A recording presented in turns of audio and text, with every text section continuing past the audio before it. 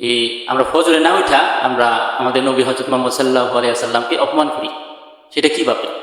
আর আমরা তাকে সম্মান করলে কিভাবে সম্মান করব, আর তাকে সম্মান করলে আমরা কতটা সম্মানীয় হতে পারবো আল্লাহ সুবহানাহু ওয়া তাআলার কাছে, এটা আজকে পুরো ভিডিওটা দেখে আমরা জানবো।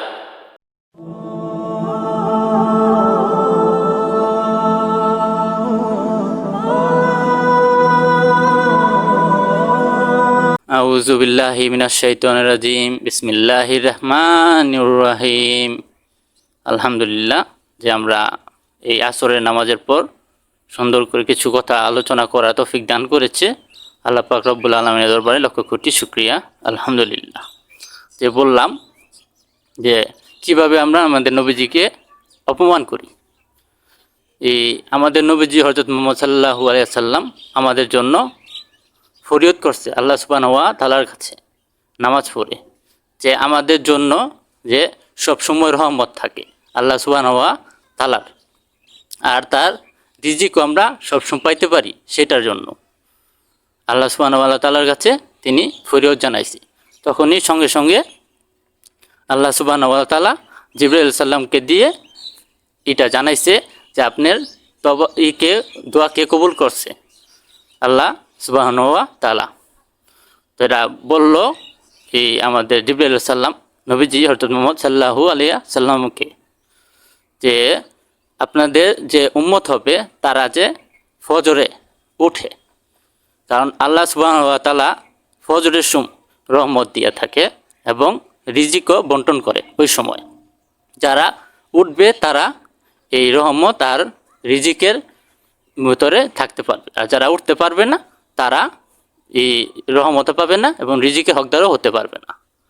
তেমন আমরা সম্মান কিভাবে করব? আর অপমান যেটা বললাম, এটা এই যে আমরা যদি না উঠি তাহলে যে দোয়াটা করলো আমাদের জন্যে, আমরা যদি 8টা বাজে উঠি 7টা বাজে উঠি ফজর নামাজটা কেয়ারলেসভাবে চালাই দিই, যে না উঠলে নাই, উঠলে উঠলাম, না উঠলে নাই, এভাবে যদি চালাই দিই আল্লাহ তো মাফ করেই দিবে, তবা করবো মাফ করে দিবে, এভাবেই করে দিলে আমরা অপমানই করতেছি। আসলে আমরা জানতেছি, বুঝতেছি না, আসলে আমরা না জেনেই অপমান করতেছি। তো আমাদের উঠতেই হবে, এটা আমাদের ফরজ। যেমন জোহর, আসর, মাগরিব, এশা বা ফরজ, এই ফজরের নামাজ ওগুলো ফরজ করা হয়েছে। তা আমাদের ফজরে উঠাও ফরজ, এটা উঠতেই হবে, কারণ আমাদের নবীজি হযরত মুহাম্মদ সাল্লাল্লাহু আলাইহি সাল্লাম আমাদের জন্য প্রার্থনা করতে আল্লাহ সুবহানাহু ওয়া তাআলার কাছে। এখন যদি আমরা উঠি তাহলে এইগুলা হকদার আমরা হতে পারবো রহমতের।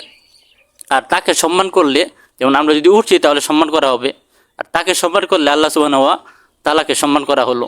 কারণ যে আল্লাহ সুবহানাহু ওয়া তাআলা বলেছে যে আমি যদি আমাদের নবীকে ভালোবাসি তাহলে আমরা আল্লাহকেও ভালোবাসি, আর যে আল্লাহকে ভালোবাসে আল্লাহ তাকেও ভালোবাসে।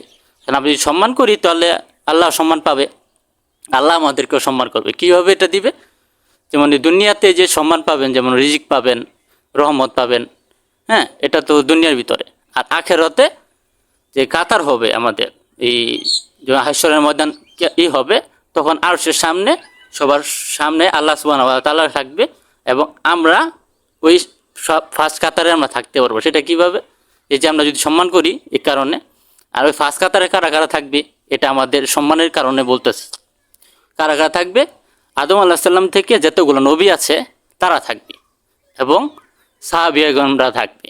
আমরা যেহেতু সাহাবীদের চিনি বা জানি, ও হযরত আবু বকর সিদ্দিক, ওমর, আলী, এদের সবাইকে আমরা দেখতে পাবো এবং ইমাম হাসান হুসাইনকেও আমরা দেখতে পারবো এবং কি আরও অলি আল্লাহগণকেও দেখতে পারবো, খাজা বাবাকে বা অন্য আরও বড় বড় অলিদেরকেও দেখতে পারবো। তো এটা কত বড় একটা বিষয়। যেমন মসজিদে আমরা করি না, যাই না, দেখেন আমরা ফার্স্ট কাতারে কতগুলা দেখি যে কাউন্সিলরকে বা অন্যান্য যারা কমিটির লোক, এরা সবাই ফার্স্ট কাতারে বসে না, মানে সম্মানের ক্ষেত্রে। তা আমরা ওই সম্মানের হকদার হতে পারবো যদি আমরা নবীজিকে সম্মান করি। আর তখন আমরা আল্লাহ সুবহানাহু ওয়া তাআলার কথা সুন্দরভাবে শুনতে পারবো, কারণ আমরা ফার্স্ট কাতারে আছি আর আমাদেরকে সম্মান করা হয়েছে, কারণ আমি নবীজিকে সম্মান করছি, আমাদেরকে ফার্স্ট কাতারে দেওয়া হবে। কত সুন্দর একটা বিষয় আমরা জানতে পারলাম, শিখতে পারলাম। আমাদের উঠতেই হবে ফজরে, যেমনি হোক উঠতেই হবে, কারণ এটা আমাদের ফরজ। উঠলে আমরা অনেক বড় একটা রহমতের হকদার হতে পারবো, সম্মানীয় ব্যক্তি হতে পারবো। আর এই ফজরে যে আমরা উঠতে পারি সেটার জন্য আমি একটা শর্ট বানাবো, এটা দেখবেন, দেখলে আশা করি আপনারা উঠতে পারবেন এবং এই অন্যান্য লোকেদেরকেও শেয়ার করবেন। তারাও যদি সমস্যা হয় ফজরে উঠতে, তারা ওই ভিডিওটা দেখে তারাও কন্টিনিউয়াসলি উঠতে পারবে প্রত্যেকটা দিনে এই ফজরে। তো দেখবেন অবশ্যই আপনাদের অনেক হবে। আশা করি অনেক ভালো কিছু শিখেছেন বা জানতে পেরেছেন। আপনাদেরকে ভালো কিছু জানার জন্য তৌফিক দান করুক এবং কি আমাকেও ভালো জ্ঞান দান করুক যে আপনাদেরকে বুঝাইতে পারি, আমিও বুঝতে পারি এবং কি আমরা যে সবসময় ফজরে উঠতে পারি এটা তৌফিক দান করুক আল্লাহ পাক রব্বুল আলামিন। শুকরিয়া, আলহামদুলিল্লাহ, আমরা অনেক কিছুই বুঝলাম। তো আশা করি আপনারা ভালো আছেন, সুস্থ থাকবেন, ভালো থাকবেন আর সবসময় 5 ওয়াক্ত নামাজ পড়বেন। নামাজ কোনো সময় মিস দেবেন না। আসসালামু আলাইকুম রহমতুল্লাহি ওয়া বারাকাতুহু।